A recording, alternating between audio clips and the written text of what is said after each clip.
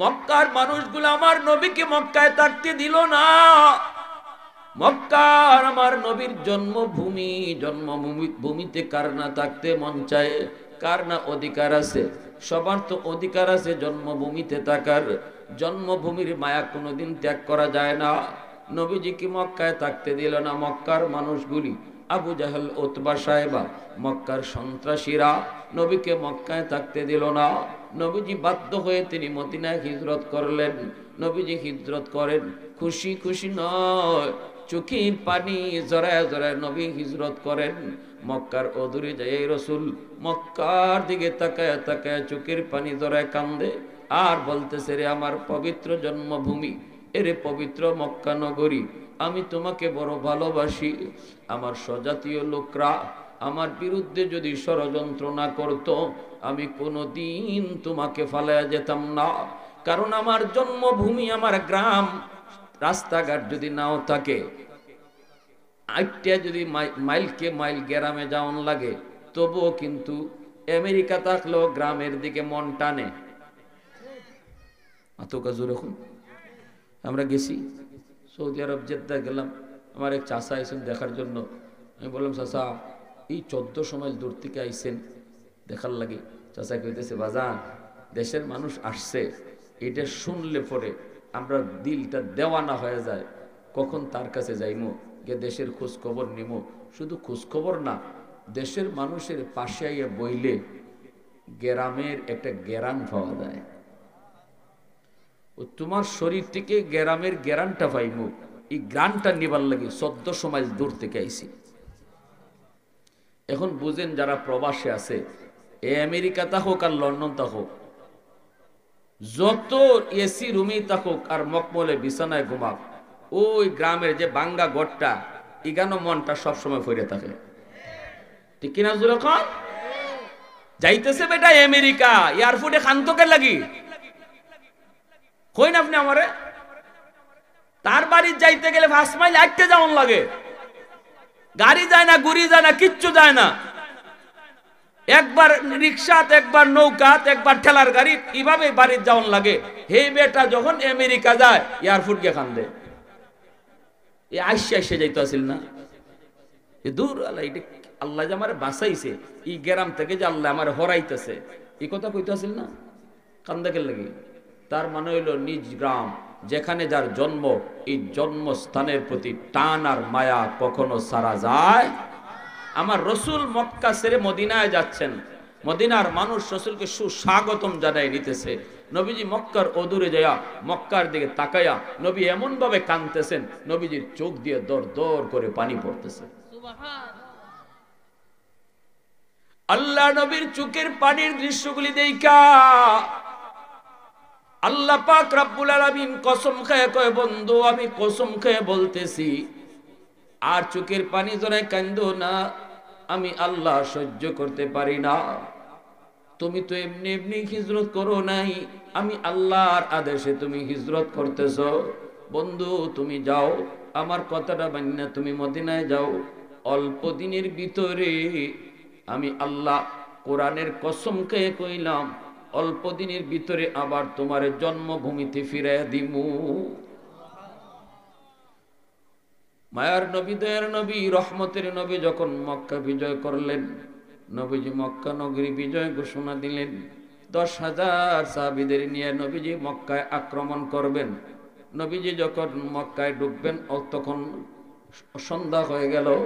নবীজি বলতেছেন, সাহাবীরা না, অন্ধকারে আমরা মক্কায় ঢুকবো না। অন্ধকারে যদি মক্কায় ঢোকা হয়, তাহলে যদি হামলা হয়, যুদ্ধ হয়, কে কারে মারবে এটা হয়তো বুঝবে না।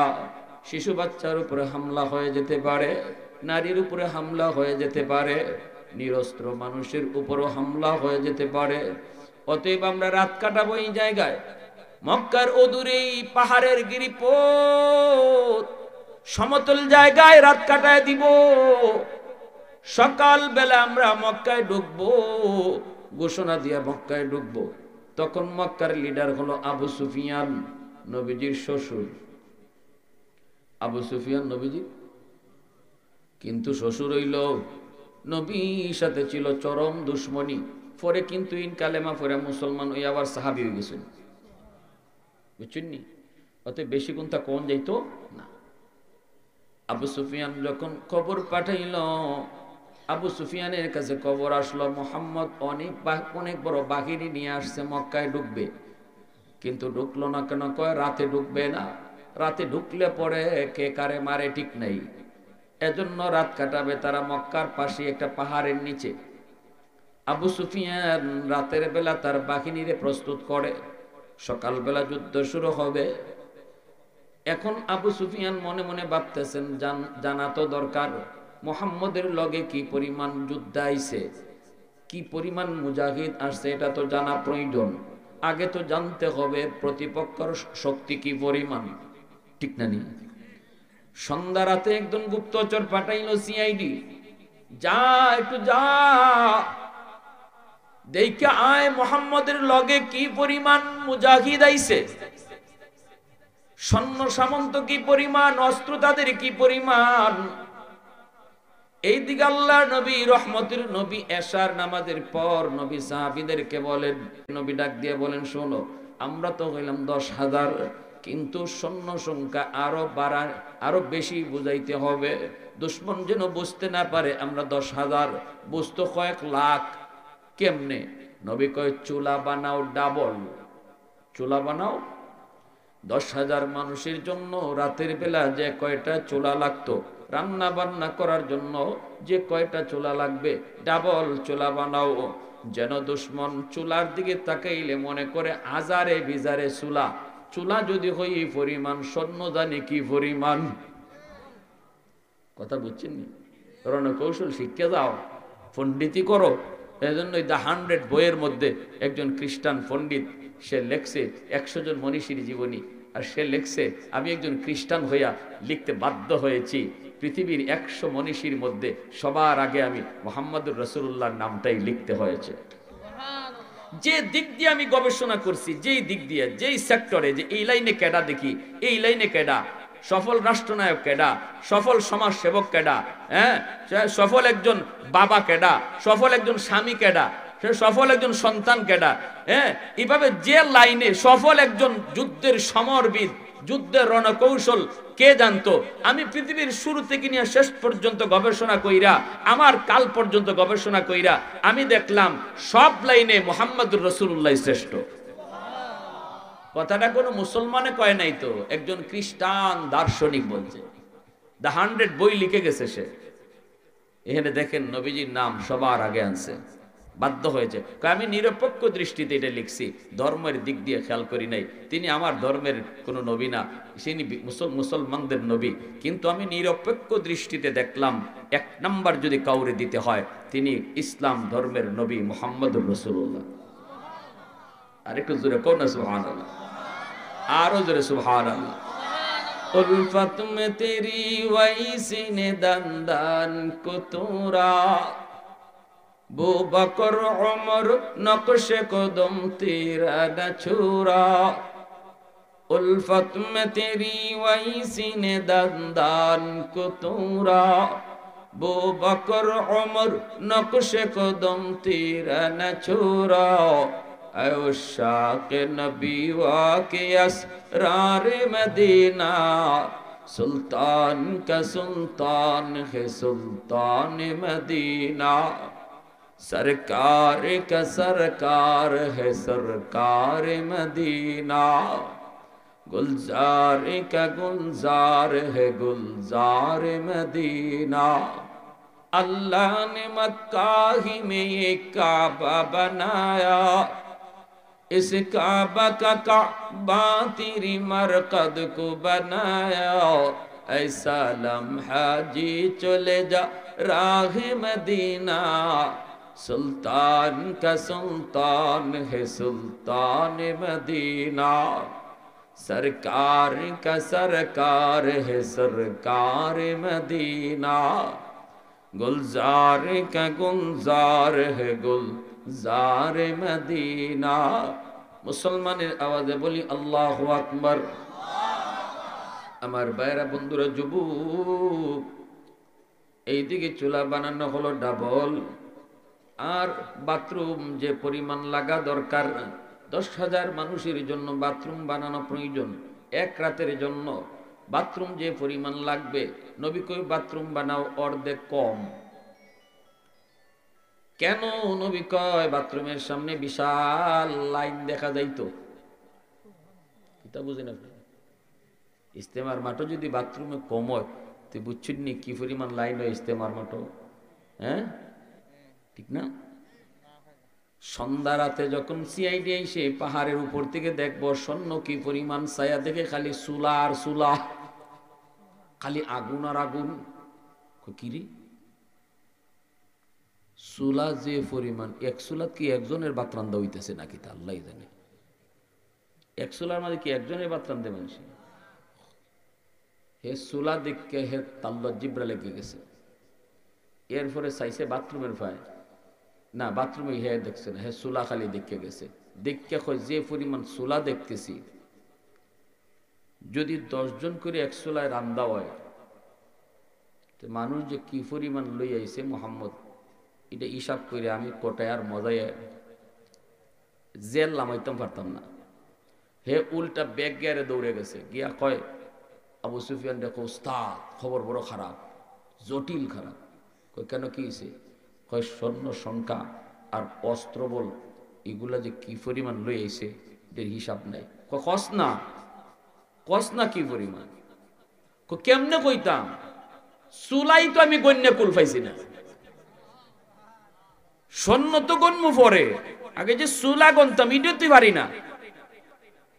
আবু সুফিয়ান কই কি দেখো, তুই তো আমারে জ্বর তুলাই লিস, কত একটা আন্দাজ করে খস নে। কয় না হইলেও 50-60 কম হইতো না, অথচ নবীর সাথে সাহাবী 10,000। কয় হাজার? আবু সুফিয়ানের জ্বর উঠছে 160। এখন শেষ সাইতে সারা রাত ঘুম নাই লিডারের, সকালে যুদ্ধ হইব। যুদ্ধ হওয়ার আগে তো প্রতিপক্ষের শক্তি বুঝন লাগবে, এরপরের না যুদ্ধ। এখন আগ্রাইতের খবর হইনে এর সারা রাত ঘুম নাই, শেষ সাইতে ফাটাইছে আরেকটা রেখো, তুই কি একটু বুঝে আছেন আগ্রাইতের খবর এটা সঠিক না বেঠিক? এ আইসে শেষ সাইতে পাহাড়ের উপর থেকে চাইয়ে দেখে এই টাইমে মুজাহিদরে ঘুম থেকে উঠছেন, অজু করবা ফজর ফরবা, এর আগে বাথরুমও যাইবা। কারণ বাথরুমের সামনে বিশাল বিশাল লাইন। বাথরুম যে পরিমাণ দরকার আসলে এই পরিমাণ না আরো কম, তে লাইন ওইবনি না হইতো না। এ পাহাড়ের উপর থেকে কয় রাম রাম রাম রাম রাম। বাথরুমের সামনে যদি অত বড় বড় লাইন হয়, তে ভিতরে তাবুর ভিতরে না জানি কি পরিমাণ মানুষ বয়া। সব কি আর বাথরুম আইসে নি? 10 জন তাবুতে থাকলে আইসে 2 জন বাথরুম। এখন একটা লাইন যে যে লাইন দেখা যায়, এও দিছে দৌড়। দেখো উস্তাদ খবর যে কি জাত খারাপ, এটা আল্লাহ জানে, ভগবানই জানে। কেন কি হয়েছে? স্বর্ণ কি পরিমাণ হিডা কস না, আমার তো সারা রাত ঘুম নাই। কি কইতাম? বাথরুমের সামনে যে লাইন দেখছি এটাই আমি গণ্য পারছি না। কত একটু তুই কস না, একটু আন্দাজ করিয়া কস না, একটু যুদ্ধ যে করতাম কিভাবে করবো একটু ক না তুই। কই এ কত কইছিল? কই এ কইছে 50-60 কই দূর বাথরুমের সামনে তুই 50-60 খারাপ হয়েছে। আবু সুফিয়ান কয় যুদ্ধ লাগতো না রে, যে যাবাই পারো ভাগো। যুদ্ধ কইরা এবার খামো খামইরা লাভ নাই, যে যাবাই পারো ভাগো, আমিও আমার মতো আছি। এই মক্কার মানুষের যুদ্ধ করা বাদ দিলাইল। এজন্য মক্কার মানুষ অস্ত্র ছাড়িয়ে দিল, সারেন্ডার করে ফেললো। আর আবু সুফিয়ান আল্লাহ নবীর খালি আওয়ার দৃশ্য দেখা মক্কায় ঢুকতেছেন সাহাবীদেরকে নিয়ে, এই দৃশ্য দেখে আবু সুফিয়ান কালেমা পড়ে মুসলমান হয়ে গেছিল। এটা আবার অন্যদিকে লম্বা কথা। নবীজি মক্কায় ঢুকছেন, কোনো বাধা নাই, বিনা রক্তপাতে মক্কা জয় হয়ে গেল। আল্লাহ রসুল বলতেছে সাহাবীরা শোনো, আজ আমরা বদলা নেওয়ার জন্য মক্কায় আসি নাই। সুবহানাল্লাহ জোরে বলেন। লা তাসরিবা আলাইকুমুল ইয়াউম। আমি বলছিলাম আল্লাহ আমার আপনার নবীর খুলুকে আজিমের অধিকারী বানাইছে, এমন একটা উত্তম চরিত্রের মালিক নবীরে বানাইছে, যেই চরিত্রটা হলো আমার সাথে খারাপ আচরণ করব, আমি খারাপ আচরণ দিয়ে জবাব দিমু না, মাফ কইরা দিমু। মাফ কইরাও শুধু শেষ না, বরং তার উপকার করার জন্য চেষ্টা করব। নবীজি মক্কায় ঢুকলেন, সাহাবায়ে কেরামকে বললেন, সাহাবীরা শুনো, আজ আমরা যার যার বাড়ি দখলে নেওয়ার জন্য আসি নাই। এই মক্কা ছেড়ে একদিন আমরা মদিনায় গিয়েছিলাম, আজ আমরা মক্কায় ঢুকছি, নিজের জন্মভূমিতে ঢুকছি। যার যার বাড়িতে তোমরা যাবা, যায় দেখবা তোমার বাড়ি দখলে রাখছে অন্যজনে, দখলদার তোমারে মাইরা বাড়ি থেকে বের করছে। আজকে সেই দখলদারের কাছ থেকে বাড়ি দখল করার জন্য মক্কায় আসি নাই। আমি নবী ঘোষণা দিতেছি, শোনো, সবাই যার যার বাড়িতে যাইবা, যাইয়া তার ওই দখলদারকে যায় কইবা, হেতু এমনি ডরে আছে, হেতু এমনি ভয় আছে, গিয়া কলবা, ভাই রে তুই ভয় পাবি না, বাড়ির দখল নিতে আসি নাই। এতদিন পর্যন্ত তুই ছিলে বাড়ির দখলদার, মালিক ছিলাম আমি। আজকে আমার রসুল আমারে পাঠাইছে, এই বাড়ির মালিকানাও তোরে বুঝাইয়া দিলাম। আওয়াজ দিয়া কও না সুবহানাল্লাহ। এ যুবক, এ নারায়ণপুরে আনন্দপুরের মানুষ, এমন একজন মানুষও কি খুঁজে পাওয়া যাবে এমন? আমার বাড়ি থেকে পিটাইয়া বাইর করলো, আজ আমি আমার বাড়ির দখলে পাইছি, আজ আমি আমার বাড়িতে শক্তি নিয়ে হাজির হয়েছি। সে আমার সামনে দুর্বল অসহায়, আজ আমার বদলা নেওয়ার কথা, আজ আমার বদলা নিয়ে বাড়ি দখলে নেওয়ার কথা। এটাই তো হবে দুনিয়ার নিয়ম। কিন্তু আমার রসুল বলেছে, না না, বাড়ির দখল নেওয়ার জন্য আমরা মক্কায় আসি না, আমরা মক্কা দখলে নিয়েছি আল্লাহকে রাজি খুশি করার জন্য। অতএব যার যার বাড়িতে গিয়া বাড়ির দখলটাও তারে বুঝায়, দখল যেমন আছে তার মালিকানাও তারে বুঝায় দিবা। সাহাবায়ে কেরাম রাদিয়াল্লাহু তাআলা আনহুম বলতেছে, নবী গো, আপনি কি বেলালের নির্যাতনের কথা ভুলে গেছেন? নবী গো, এইভাবে সবাইরে আপনি মাফ করে দিতেছেন। এই মক্কার মানুষগুলা কি পরিমাণ নির্যাতন করছে, আপনি কি আম্মারের নির্যাতনের কথা ভুলে গেছেন? আপনি কি সুমাইয়া রাদিয়াল্লাহু তাআলা আনহার নির্যাতনের কথা ভুলে গেছেন? আপনি কি আবু বকরের নির্যাতনের কথা ভুলে গেছেন? নবী তখন চোখের পানি জড়ায় কয়, না রে সাহাবীরা, আমি আমার বেলালের নির্যাতনের কথা বলি নাই, আমি কারো নির্যাতনের কথা বলি নাই। এরপরও আমি মাফ করতে চাই। তোমরা কি আমি নবীর নির্যাতনের কথা ভুলে গেছো? এই মক্কার মানুষ কি আমাকে নির্যাতন করে নাই? আমাকে কি 2 বছর জেলখানায় বন্দী করে রাখা হয় নাই? পরিবার সহ, শিশু বাচ্চাগুলি সহ আমাকে কেমন করে বন্দী করে রাখা হলো? বাহির থেকে খানা পানি সব বন্ধ করে দেওয়া হলো। গাছের পাতা খেয়ে খেয়ে আমার পরিবার বাঁচছে। ছোট ছোট বাচ্চাগুলি তারা পেটের ক্ষুধায় কাঁদছে, মায়ের বুকের দুধ শুকায় গেছে। আমি নবী ওই দিন ওই জেলখানার ভিতরে শিয়াবে আবি তালিবে যখন বন্দী করে রাখা হয়, পেটের ক্ষুধা আমি নবী কতটা অস্থির ছিলাম সেটা আমার আল্লাহ জানে। গভীর রাতে আমার পায়ের নিচে কি যেন লাগছে, একটু নরম নরম লাগছে। আমি এটা নরম লাগা মাত্রই পেটের ক্ষুধায় হাতে নিয়ে খেয়ে ফেলছি। এতটা পেটের যন্ত্রণা ছিল, আমার ক্ষুধার যন্ত্রণা ছিল। অথচ আমি নবী আজও জানি না এই নরম মনে কইরা আমি কি খাইছিলাম। মক্কা খানায় কাবার সামনে সাজদায় গিয়েছি, উটের নারী বুড়ি আমার মাথার মধ্যে চাপায় দেওয়া হলো। আমার জানজা জানজা অবস্থা। আমার মেয়ে কলিজার টুকরা মেয়ে ফাতেমা এসে উটের নারী বুড়ি সরাইলো। তখন আমার শ্বাস প্রশ্বাস আসলো। আবু জাহেল মাথায় আঘাত করে কতবার রক্ত জড়াইলো। আমার নির্যাতনের কথা কি তোমরা ভুলে গেছো? সাহাবায়ে কেরাম নীরব হয়ে গেলেন, চোখের পানি জড়ায়। সাহাবীরাও কান্দে, কয় না গো নবী, আমরা ভুলি নাই। নবী কয়, আমি যদি আমার নির্যাতনের কথা ভুলে গিয়া তাদেরকে মাফ করতে পারলাম, তোমরা কেন মাফ করতে পারবা না? यासीन से मौला ने कभी उनको पुकारा, यासीन से मौला ने कभी उनको पुकारा, हमीम को भी और कभी तासीन इशारा। ये रमज़ो है कुछ आशिक़ व माशूक़ के माबैन, समझा है जिन्हें खल्क में एक सरवर कौनैन, समझा है जिन्हें खल्क में एक सरवर कौनैन। এজন্য আমার ভাইরা, নবীজি এইবার মক্কার মানুষকে সাধারণ ক্ষমা ঘোষণা করে দিলেন। আর নবী বললেন আল ইয়াউম ইয়াউমুল মারহামা, আল ইয়াউম ইয়াউমুল মারহামা। আজকের দিন হলো দয়া দেখানোর দিন, আজকের দিন বদলা নেওয়ার দিন নয়। ইউসুফ নবী যেইভাবে তার ভাইদেরকে বলছিলেন লা তাসরিবা আলাইকুমুল ইয়াউম, আজ বদলা নেওয়ার দিন নয়, আমিও বললাম মক্কার মানুষ তোমরা আমার ভাই, বদলা নেওয়ার জন্য আমি আসি নাই। নবী ঘোষণা দেওয়ার পরেও মক্কার মানুষরা তারা বিশ্বাস করতে পারে না। ঘরে ঘরে সবাই যার যার ঘরে যা ছিল এগুলো নিয়ে তারা পাহাড়ে আশ্রয় নিতে লাগলো। মনে করছে নবী মনে হয় কিছু না কিছু বদলা নিবেই। বদলা যদি নেয়, আমরা তো এটাই দেখি স্বাভাবিকভাবে কেউ যদি কোনো দেশ দখল করে সাথে সাথে দেশ দখল করে এই দেশটারে একবারে ধ্বংস করে দেয়, ঠিক না? দেশ দখল করার অর্থ হলো জ্বালাও পোড়াও, দেশ দখল করার অর্থ হলো কাটো মারো। কিন্তু আমার নবী আপনার নবী নজির সৃষ্টি করে গেছেন, পৃথিবীর ইতিহাসে নজির। নবীজি দৃষ্টান্ত রেখে গেছেন, মক্কা বিজয় হলো অথচ মায়ের নবী কোনো রক্তপাত ঘটান নাই, মারামারি করেন নাই। নবী ঘোষণা দেওয়ার পরেও এদের বিশ্বাস হয় না।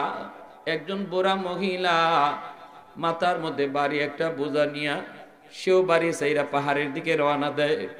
আল্লাহর নবী, নবীর নাম শুধু মক্কার অনেকেই জানে কিন্তু নবীরে অনেকেই চেনে না। নবীজি ওই মহিলার কাছে যাইতেছেন, যা বলতেছেন মা কই যাও? মহিলায় কই বাজান দেখো না নি মানুষ কই যায়, তুমিও তাড়াতাড়ি বাগো। আল্লাহ নবী কয় কেন গো মা? কই মুহাম্মদ মক্কা দখল করেছে এই খবর তুমি বুঝি রাখো নাই, তাড়াতাড়ি করে বাগো, নইলে কিন্তু মুহাম্মদের হাতে ধরা পড়বা। আল্লাহ নবী রহমতের নবী, মায়ার নবী পরিচয় দিলেন না। নবী বলতেছেন মা মা আমি তো শুনেছি মুহাম্মদ সবাইকে মাফ করে দিয়েছে। মহিলায় কই বাবা যুবক, মক্কার মানুষ মুহাম্মদকে যেই কষ্ট দিছে রে বাবা, আমি বুড়া মানুষ, আমি দেখছি, আমি শুনছি, নিজের চোখে আমি মুহাম্মদকে কোনোদিন দেখি নাই, কিন্তু শুনেছি বাবা যে নির্যাতন মক্কার মানুষে তারে করছে, এলাকা থেকে বের করছে, ঘর বাড়ি থেকে বের করছে, সাথী সঙ্গী সবাই রে মারছে কাটছে, কিছু না কিছু বদলা নিবে। যদিও কইছে মাফ করে দিছি, এরপর ভয় তাড়াতাড়ি করে তুমিও নিরাপদ জায়গায় চলে যাও। আল্লাহর নবী দেখতেছেন মানুষজন ঘরে যা নিতে পারে লইয়া রওনা দিছে। নবী বলতেছে মা গো বোঝাটা অনেক ভারী, তোমার নিতে কষ্ট হচ্ছে, আমি একজন জওয়ান মানুষ, আমার মাথায় বোঝাটা দিয়া দাও, আমি তোমাকে যেখানে যেতে চাও সেখানে পৌঁছায়া দিব। নবীজি ওই বৃদ্ধা মহিলার বোঝা নবী মাথায় উঠাইলেন, মাথায় উঠে নবী যাইতেছেন।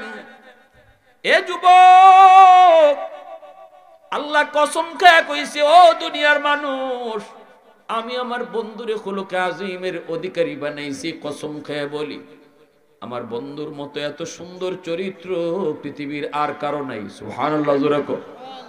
যেই মানুষগুলো আমার নবীরে মারলো কাটলো, নবীরে নিজের বাড়ি থেকে বের করে দিল, সেই নবী আজকে মক্কার মানুষগুলা সবার কাছ থেকে বদলা নেওয়ার কথা, বদলা না নিয়ে নবী মাফ করে দিয়া এইবার বোঝা মাথায় নিয়ে আজ্ঞায় দিতেছে। মহিলা কই যুবক,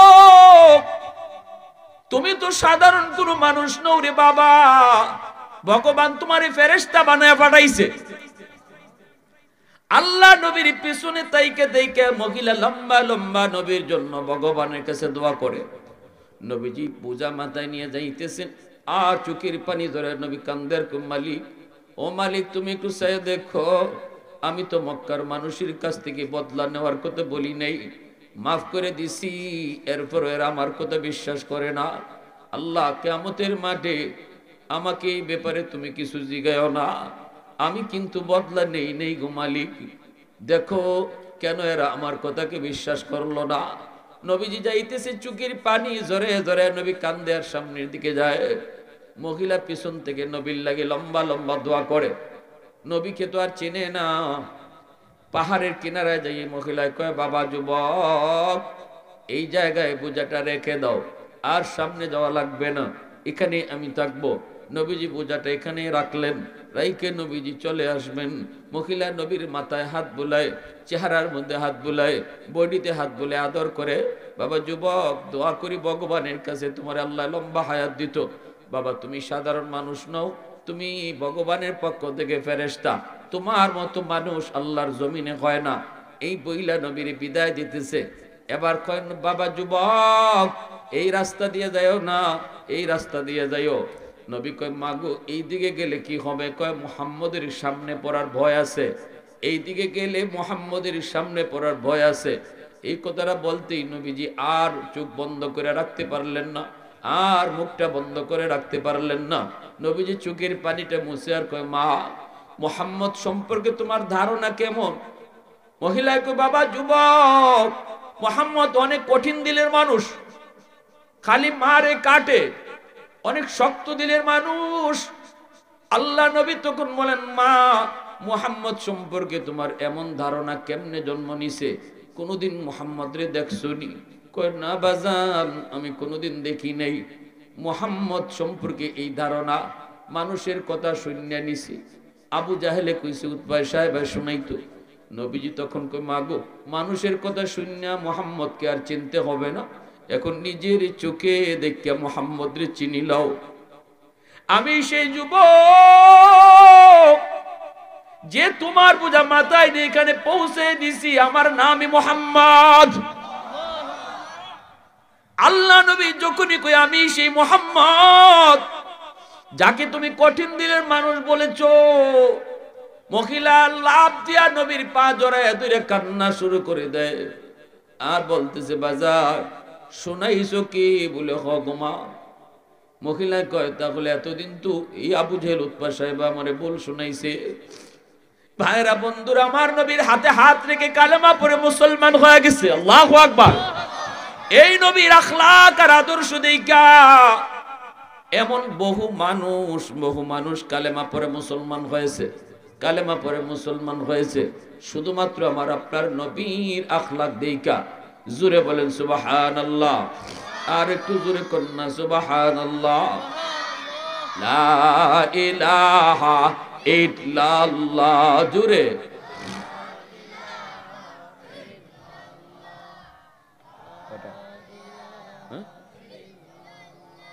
কয়টা পর্যন্ত? 1 ঘন্টা কেন না? 40 মিনিট, 45 মিনিট, 1 ঘন্টার উপরে তো হয় না। জোরে লা ইলাহা ইল্লাল্লাহ।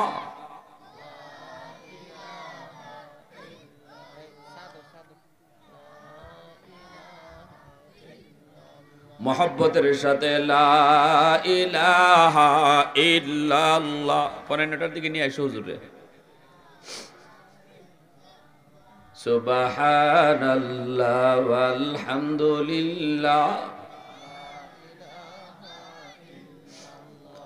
সুবহানাল্লাহ ওয়ালহামদুলিল্লাহ, লা ইলাহা ইল্লাল্লাহু, লা ইলাহা ইল্লাল্লাহ, সুবহানাল্লাহ।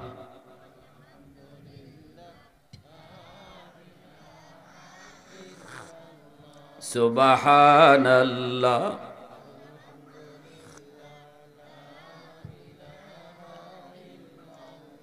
লা ইলাহা ইল্লাল্লাহু মুহাম্মাদুর রাসূলুল্লাহ। জোরে সুরে বলি সাল্লাল্লাহু আলাইহি ওয়াসাল্লাম। তাহলে নবীর যে আখলাক, এই আখলাক আমাদের মাঝে আনা দরকার আছে না নাই? বউ যদি একটু দুষ কইরা লায়, শের উপরে শ্বাসের বই দিতেন নি? হ্যাঁ, নবীজির আখলাক হইলো একটু ভুল যদি ওই জায়গা, তাইলে বদলা নেওয়ার নাই, মাফ করে দেওয়ান। মাফ কইরাও শেষ না, বরং তার লাগি আল্লাহর কাছে দোয়া করুন। সুবহানাল্লাহ বলে কয় না বাবা, বোঝা যায় নারায়ণপুরের হগলের আখলাক।